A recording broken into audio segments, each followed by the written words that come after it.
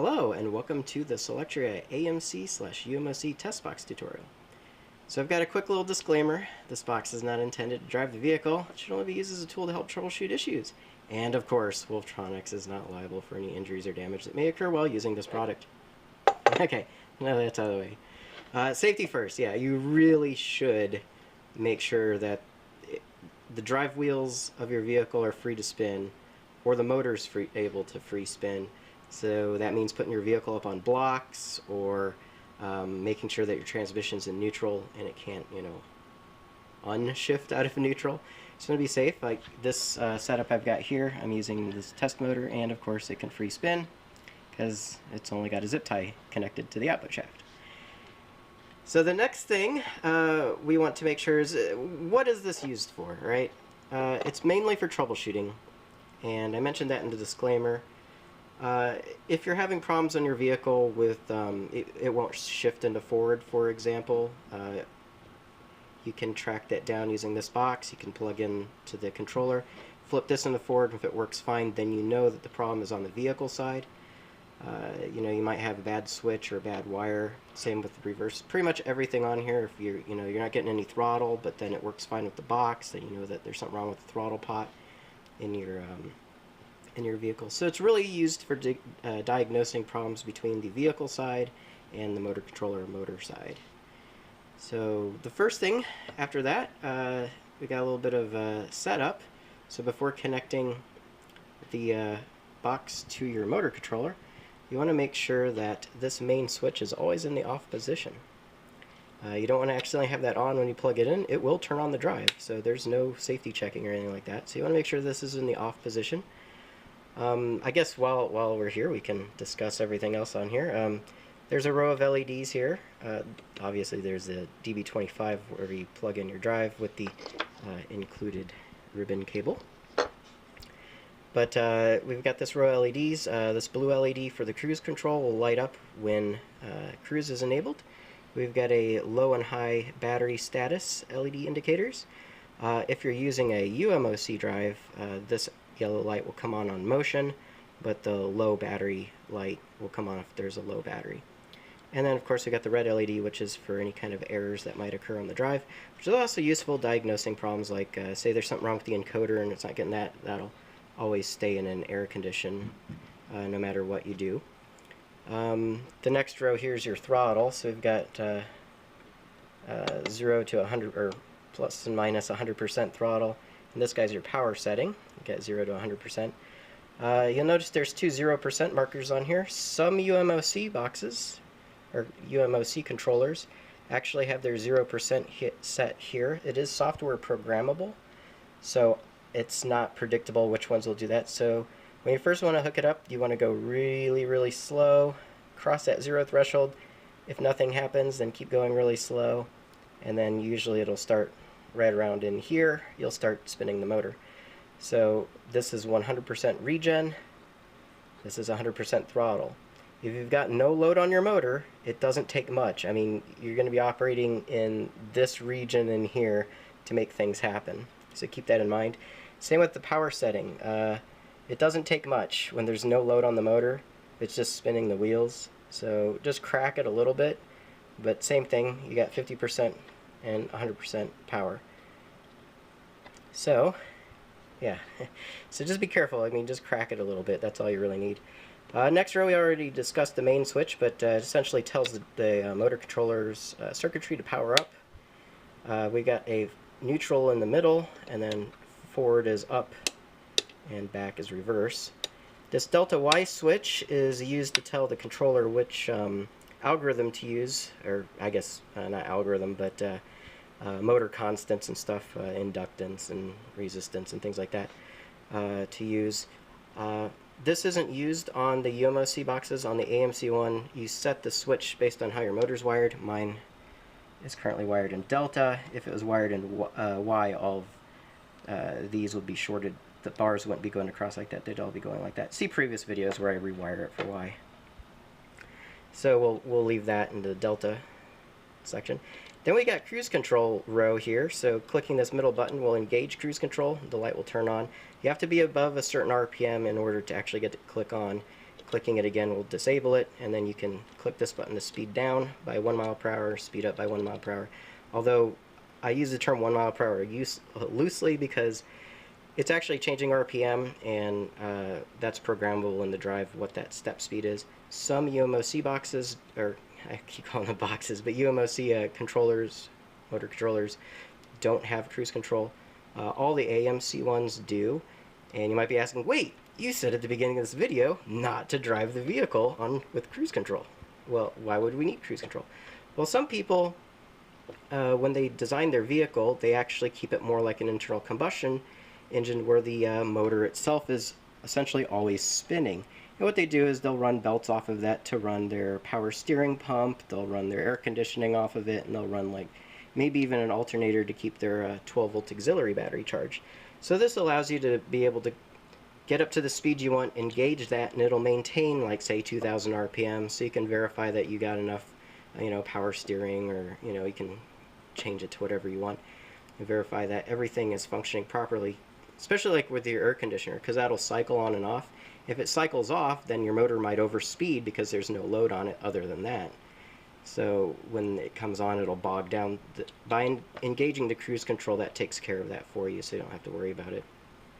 And this final row here, this drive is essentially, it's listed as on-off, but it's more of, it's almost like a motion enable or disable. This is what your battery charger, when you plug in your battery charger, it's the motion interlock, so it essentially shorts out the lines, and that causes it disables the motor controller from moving while you're still plugged in. Everything else still functions, so you can power it up, do everything you want, but it essentially does not apply power to the IGBTs. They're just off. So if everything on your vehicle looks like it works perfectly fine, but it just can't move, it might be because the relay contacts in your battery charger got welded, and it thinks that it's plugged in, and the drive thinks it's plugged in all the time. Then the last one is regen, on or off. So if you're having issues with your regen, you can troubleshoot with that. The only caveat here is when there's no load on the motor, regen can get a little sketchy. They've got some feed-forward gains inside the motor controllers for assuming that the vehicle has a lot of mass attached to the motor, so it's trying to de-accelerate a lot of mass. So you got to be careful. You can actually apply too much regen and cause it to actually, the motor go from going forward to flipping to reverse very quickly. So it's the same kind of thing when you're moving. You just want to back off a little bit if you're using regen, and that will prevent that from happening. But anyways, now that we've discussed everything, we'll go ahead and show you how to actually use this puppy. So first thing we want to do is make sure the box is in the off position. We make sure we're neutral. We've got this set to whatever our motor is wired. Mine is delta, so we'll leave that there.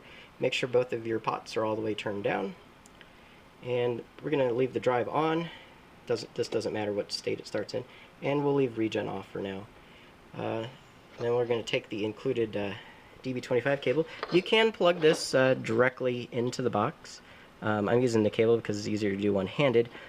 Typically they only give you a 1 to 2 feet of cable from the drive over to here, so this is convenient because it gives you an extra 5 feet.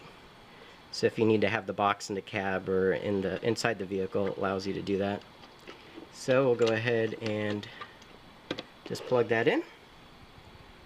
We'll go ahead and turn this on. Drive comes on and everything's looking good. We go ahead and put it in forward. And we're going to give her just a little bit of throttle. We're going to come up upon that 0%. That first one real slow, so nothing happens, so we'll just keep on going. And then if I get both the box in the image here, you'll see that I get past a certain point and they start spinning the motor nice and smooth.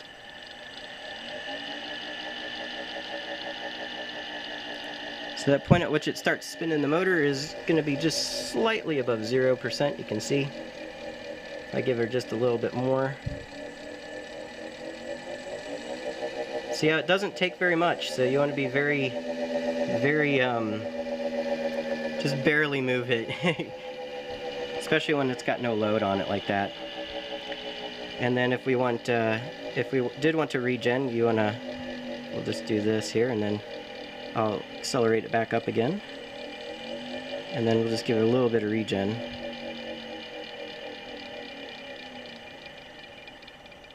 You can see it comes to a stop.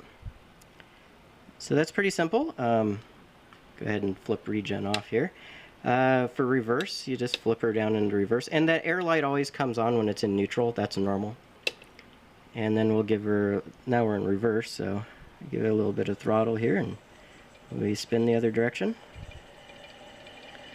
So again, just a little tiny bit. Doesn't take much. I'll go ahead and let that just coast to a stop. I'll show you cruise control here, so we'll put it back and forward. And I'll give her a little throttle.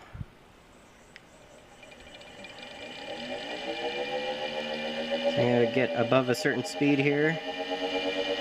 And then we're going to engage it. Nope, not fast enough yet. Maybe a little quicker. Nope, not fast enough. Now I got it. So now I can turn the throttle down. And you'll see we're maintaining that speed. And then you probably can't tell by the spinning of the motor, but by the pitch I can click the speed down button. And you can see that's changing the pitch, and then I can click speed up.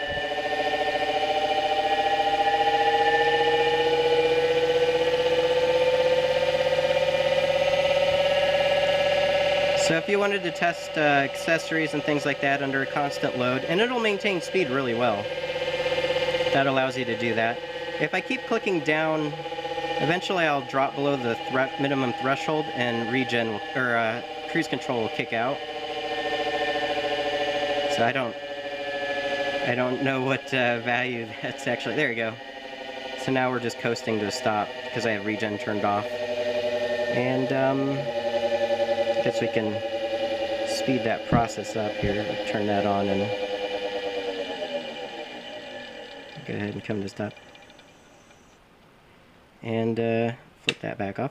So put her back in neutral, and then to shut her down, you just make sure it's in neutral. It could be in any position really, and then just flip it off, and that's it. That is pretty much how you use the test box. So hopefully that was a decent tutorial and the information came across. In addition to using the test box, if you suspect there is actually something wrong with the controller, you can use the box to essentially stimulate everything. And if you watch some of my other videos, this drive I can't do it because I've buttoned it up and needs to be shipped out. But you can plug in, this is my RS422 to RS232 adapter, and by using the Monlog program you can actually go and move all these pots around and the switches, and you can see that all show up. I covered that in a previous video on how to use this guy. So anyways, thanks for watching. Bye.